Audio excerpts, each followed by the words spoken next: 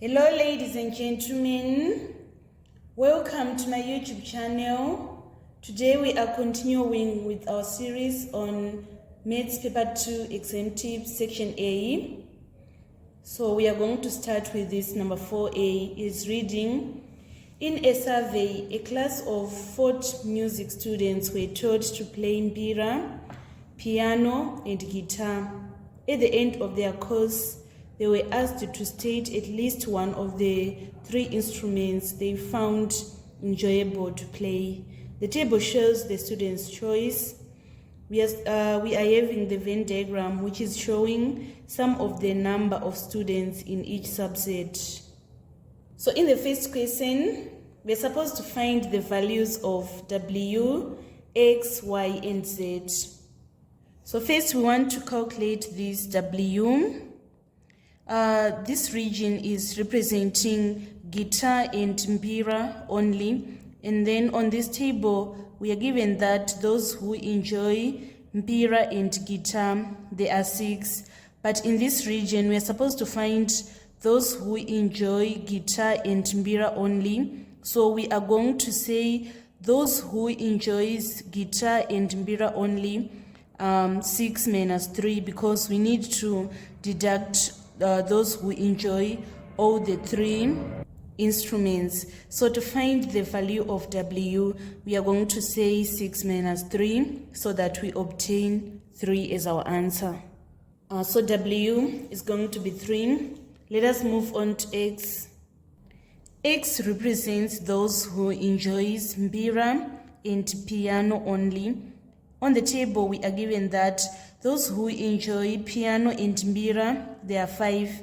So to find those who enjoy mbira and piano only, we are going to say 5 minus 3 so that we obtain 2 as our answer. So it implies that the value of X is equals to 2. We now need to move on to Y. So Y is representing those who enjoy piano and guitar only.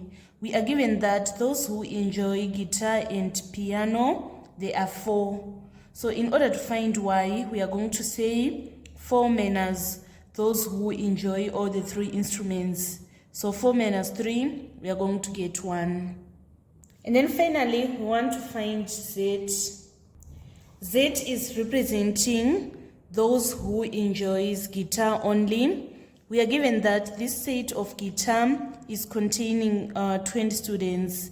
So in order to find Z, we are going to say 20 minus W minus 3 minus 1. So if we say 20 minus 3 plus 3 plus 1, we are going to get 13. It implies that the value of Z is equals to 13. So this is the overall set that we are having. We want to see if it is correct. We are given that those who enjoy mbira, they are 18. So it implies that this whole box is supposed to sum to 18. If we say 3 plus 3, 6 plus 10, 16 plus 2, 18, it is correct. And then piano, they are supposed to be 14. This whole box is supposed to sum to 14. So we say 8 plus 2, 10 plus 3, 13 plus 1, 14. So it implies that every value is correct. And then finally, the set of guitar is supposed to sum to 20. If we say 13 plus 3 plus 3 plus 1, we are going to obtain 20. So it means that everything on our sets is correct. Let us now move on to the next question. And then on A part 2, it is reading, if 2 students were selected at random from the class, find the probability that both enjoyed playing the guitar. So first we need to find the probability of guitar. So those who enjoy guitar, there are 20 out of 40. So the first probability of selecting the one who enjoys guitar is 20 out of 40. So we are going to say 20 out of 40. And then the probability of selecting again from the same group, it is going to be 19 out of 39. So we need to say 20 over 40 times 19 over 39. If we reduce 20 over 40, we are going to remain with half. 1 times 19, it is 19. 39 times 2, we are going to get 78. So it implies that the probability that both enjoys playing the guitar is 19 over 78. Let us now move on to number 4b. It is saying solve the equation 9 to the power of m minus 1 is equals to 27. So make sure that you are perfect when it comes to solving the indices. Here you can apply the laws of indices. So here we are having 9 to the power of m minus 1 is equals to 27. The first step is that we need our bases to be the same. So we are going to say 9 is equals to 3 to the power of 2, and we multiply by m minus 1. And then we say 27 is equals to 3 to the power of 3. And when these bases are now the same, we can now equate the powers. We say 2 times m, we get 2m. 2 times minus 1, we get minus 1. This is equals to 3. And then we shift minus 1 to be on the other side. It is going to be positive 1. Sorry, I need to correct here. If we say 2 times minus 1, we are going to get minus 2. So we are going to shift plus 2 to be on this side. And then 3 plus 2 is 5. We divide both sides by 2. 2 into 2, 1. 1 times m, we get m, which is equals to 5 over 2. So it implies that the value of m is equals to 5 over 2. So that was all about number 4. Let us now move on to number 5. On number 5a, there was a question on changing to the subject or formula. So make sure that you are perfect when it comes to solving subject or formula. So in this question, we are having y is equals to p minus 2x over x. We want to make x the subject or formula, and you should know that if the subject or formula is appearing twice, you need to factorize. So I'm going to show you how to do it. If we say we first need to remove this fraction, we are going to multiply both sides by x, so that here we say times x, here we say times x. So this x is going to cancel this x. We now have yx is equals to p minus 2x. And then we need to shift minus 2x to be on this side. It is going to be positive 2x. So yx plus 2x is equals to p. And then after that, we need to factorize. We are going to factor out x, and then we remain with y plus 2. This is equals to p. And then to make x the subject of formula, we now divide both sides by y plus 2. So that our final answer is going to be x is equals to p over y plus 2. So that was all about changing subject of formula on number 5a. Let us now move on to 5b, which was a question on circle geometry. So the first question was reading, in the diagram ABCD is a circle with center O. CD is a diameter of the circle. AOD is equals to 50 degrees and OA is parallel to CB. So first, before you attempt the question, to make the work easier, you just need to find the angles which you can find using the given information. So here we are having 50 degrees. You should know that angles on a straight line, they sum to 180. So this angle is going to be 130. So that if we say 180 minus 130 plus 50, we get 180. And then you should understand that this is a radius because it is moving from circumference to the center, and also this one is moving from the circumference to the center, which implies that we are having an isosceles triangle that have two equal sides, and also it implies that it is going to have two equal angles. So this angle is going to be 25 degrees, and also this angle is equal to 25 degrees. Why? The angles in a triangle, they sum to 180. So if we say 180 minus 130, we get 50. 50 divided by 2, we get 25, 25. And also we are given that these are parallel lines. Parallel lines, they form Z angles which are equal. So here we are having 25. It implies that here it is going to be 25 degrees again. And then you should understand that this one is 50 degrees and this one is a radius, this one is a radius. So they are going to form another isosceles triangle, which I've put 3 lines. So if we say 180 minus 50 divided by 2, we are going to get 65 degrees here and also 65 degrees here. And then after that, you should also understand that opposite angles of cyclic quad, they sum to 180. So if we say 180 minus 65, we're supposed to get this angle. So 180 minus 65, we are getting 115 degrees. So after doing this, you can now attempt the question. It is now very easy to answer all the questions. So the first question is saying, find OCA. OCA is this angle. We have already calculated it and we found 25 degrees. So we are going to say OCA is equals to 180 minus 130 divided by 2, which is equals to 25 degrees. So that is how we calculate OCA. Let us now move on to the next question. So in the next question, we are supposed to find OAD. So OAD is this angle which we have already calculated.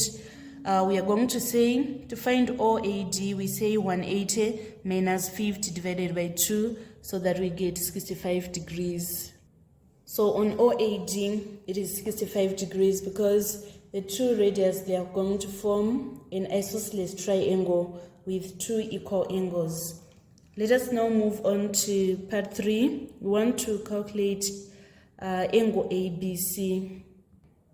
So the angle ABC is this 115.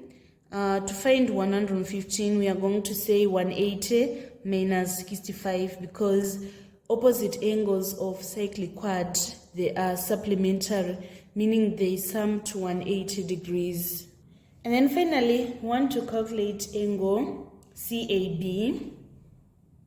So angle CAB is this angle. This one is the one that we want to calculate. There are 2 ways of calculating angle CAB. Either we are going to say it is 180 minus this 115 plus this 25. So if you say 180 minus 140, we are going to get 40 degrees. It implies that angle CAB is equals to 40 degrees. This is the first method. Then the second method is of saying the opposite angles of cyclic quad, they sum to 180. So we say 180 minus 25 plus 25 plus 25 plus 65. We are going to obtain the same answer, which is 40 degrees. So that was all about psychogeometry. So make sure that you understand psychogeometry because it is examined in both paper 1 and paper 2, carrying out a lot of marks. Let us move on to the final question on this question paper in section A. So number 6 was a question on locus and construction. It was carrying out 12 marks. So make sure that you master locus and construction because it is examined every exam in maths paper 2. So it is saying using ruler and compasses only for all constructions and show clearly all construction lines and arcs. All construction should be done on a single diagram. Construct on a single diagram a parallelogram ABCD with AB is equals to 8 centimeters, BC is equals to 10 centimeters, and angle ABC is equals to 120 degrees. Line AB has been drawn on page 15. So here we already have AB. We need to construct angle ABC, which is 120. So in order to construct 120 degrees, we first need to construct 60 degrees. The remaining angle is going to be 120. So I'm going to construct angle 60 degrees on B. So first I'm going to extend this line like this, and then after that, from point B, I'm going to construct an arc like this.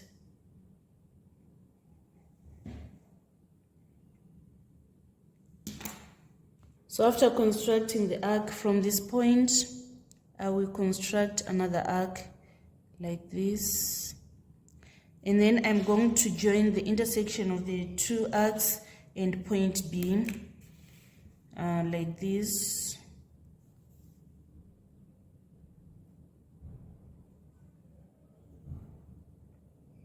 So this angle is this one is 60, while this one is 120 degrees.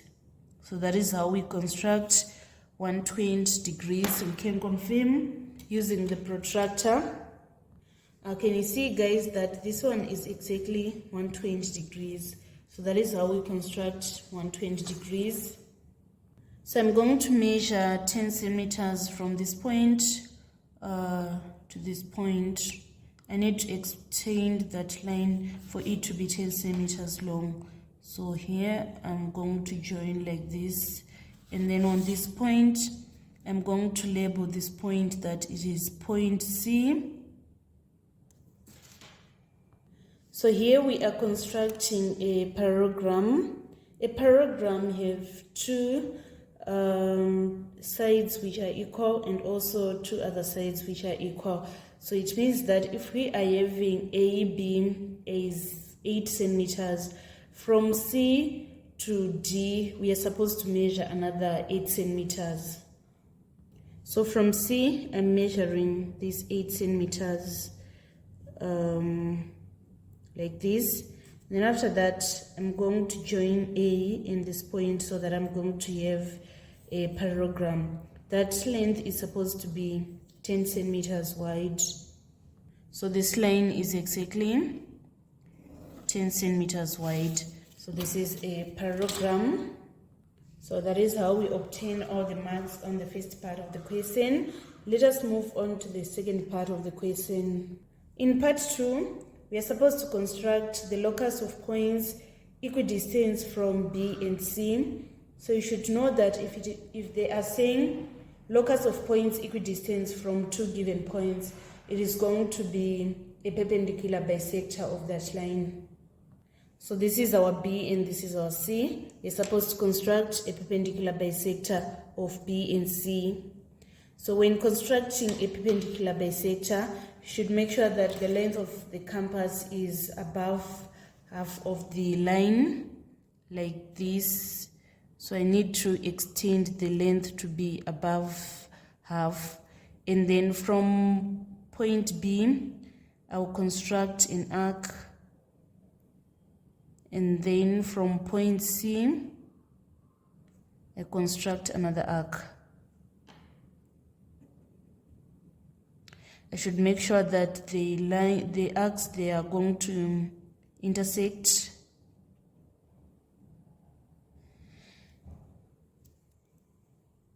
So without changing the length of the compass, from C, I'm going to construct an arc going downwards, and then from B, I construct another arc going downwards. I should always make sure that the arcs they are going to intersect. So I need to extend the first arc like this.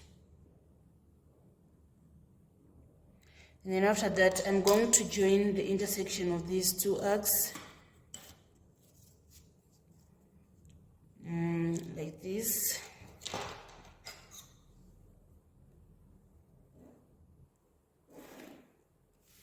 this line is the angle bisector, the perpendicular bisector of line BC. So I want to confirm if it is correct, because here I'm having 10 centimeters. So this one is supposed to be 5 centimeters. The perpendicular bisector is supposed to be 5 centimeters, which I've managed to achieve. And then on part 3, I want to construct the bisector of ABC. Also, this is our angle ABC. We want to construct an angle bisector of ABC. So this is how we are going to do it. From point B, I'm going to construct an arc like this. And then from BC, I construct another arc like this. And then after that, from this point, I construct another arc, and then from this point I construct another arc. After that, I need to join the intersection of the two arcs and point B. So this is how I'm going to join.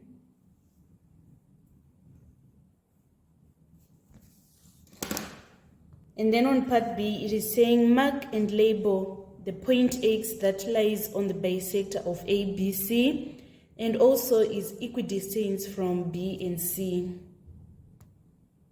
So I'm going to label this point X. This is the intersection of angle bisector and also of the perpendicular bisector. So I'm going to label this point X. And then finally on part C, it is saying describe the locus that the bisector of angle ABC represents.